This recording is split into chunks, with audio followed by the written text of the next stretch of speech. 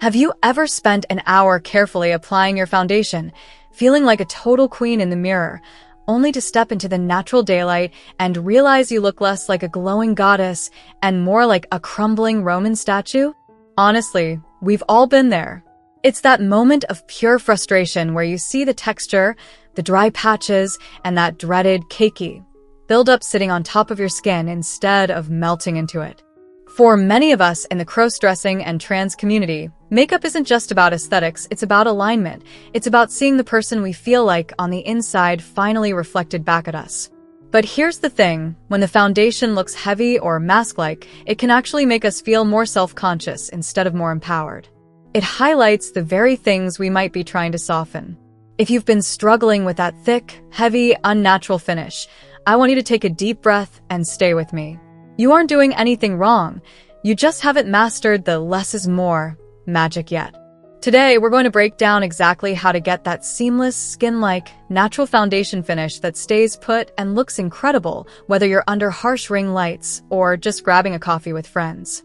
My Life, My Rules is all about embracing who you are with confidence, and today, that starts with the perfect base. Listen, the biggest mistake most of us make right at the start is thinking that coverage has to mean thickness. We think if we have a little bit of 5 o'clock shadow to hide, or if we want to soften a more masculine jawline, we need to pack on the product. But that's actually the fastest way to Cake City. Real, beautiful, feminine makeup starts long before you ever open a bottle of foundation. It starts with the canvas. If your skin is dry or dehydrated, it's going to literally drink the moisture out of your foundation, leaving the pigment sitting on top like a dusty layer of flour. That is where the cake comes from.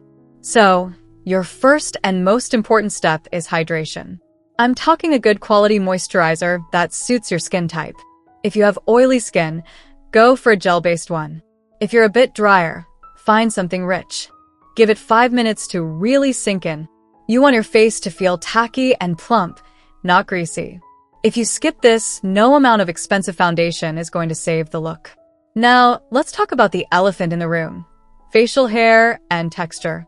If you're dealing with even the slightest bit of shadow, the temptation is to layer on a thick, full coverage cream. But here's a pro tip that changed my life. Color correcting is your best friend. Instead of using 5 layers of foundation to hide blue or gray undertones, use a tiny bit of peach or orange color corrector only on the areas that need it. By neutralizing the color first, you can use a much thinner, more natural foundation over the top. It's all about working smarter, not harder. When you apply your foundation, please, I am begging you, start from the center of your face and work your way out. Most of us need the most coverage in the middle, around the nose and the chin, and very little near the hairline or the ears. If you start with a big glob on your cheeks and try to spread it, you're going to end up with a visible line and way too much product where you don't need it. Let's chat about tools for a second. Are you using your fingers, a brush, or a sponge? There's no wrong answer, but there is a best answer for avoiding cakiness, and that is the damp beauty sponge. Not soaking wet, just damp. When you bounce a damp sponge over your skin, it does 2 things. It pushes the product into your pores for a seamless finish, and it actually absorbs any excess foundation that your skin doesn't need. It's like a built-in safety net against over-applying. If you prefer a brush, that's fine too, but always finish by lightly dabbing with a sponge to pick up the extra weight of the makeup. You'll be shocked at how much more like skin it looks. And here's a little secret between us. You don't actually need foundation everywhere. Seriously. If your forehead is clear, why cover it in a thick layer? Focus your coverage where you need it and let your natural skin peek through where you don't. This creates the illusion that you aren't wearing much makeup at all, even if you've spent 40 minutes on your contour.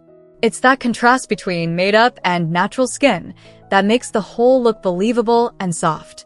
Once the foundation is on, we have to talk about setting it. This is usually where things go south. We get scared of our makeup moving or melting, so we take a giant puff of translucent powder and whack it all over. Suddenly, you've gone from a dewy glow to a dry desert. To avoid this, use a loose, finely milled powder and a small, fluffy brush. Instead of dusting it everywhere, only press the powder into the areas that get oily or where your makeup tends to crease, like under the eyes or around the mouth. Leave your cheekbones and the bridge of your nose alone. This keeps the dimension in your face. If you feel like you've still gone a bit too heavy with the powder, don't panic. Grab a setting spray. A good hydrating setting spray is like a magic eraser for cakiness. It melts the powder into the liquid, taking away that dusty look and giving you back a natural, healthy sheen. I know that when we're exploring our identity and presenting our true selves to the world, there's a lot of pressure to look perfect. We want to hide every flaw and create this flawless image. But perfection isn't actually the goal, expression is. The most beautiful thing you can wear is confidence, and it's hard to feel confident when you're worried your face is going to crack if you smile. When you keep your makeup light and natural, you're telling the world that you're comfortable in your skin.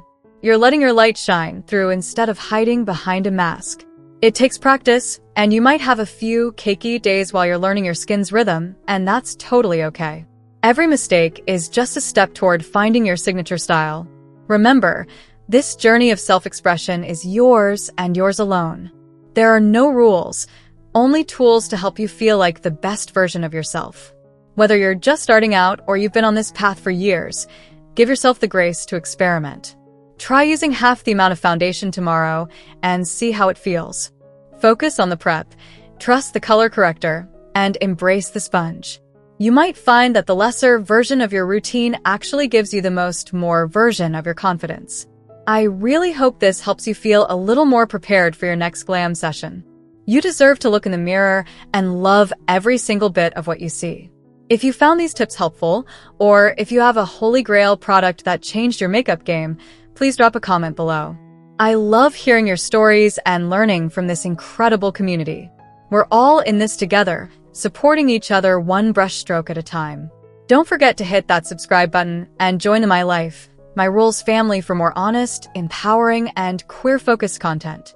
We've got plenty more videos on style, identity, and living your truth, so definitely check those out next. Until next time, stay beautiful, stay authentic, and remember, your life, your rules. I'll see you in the next one.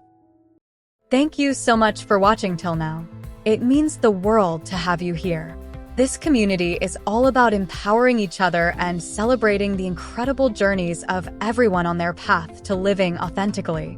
If you're ever feeling lost or alone, remember you have a whole family here for you. Hit that subscribe button, smash that like button, and let's keep inspiring each other, sending you all the love and strength in the world.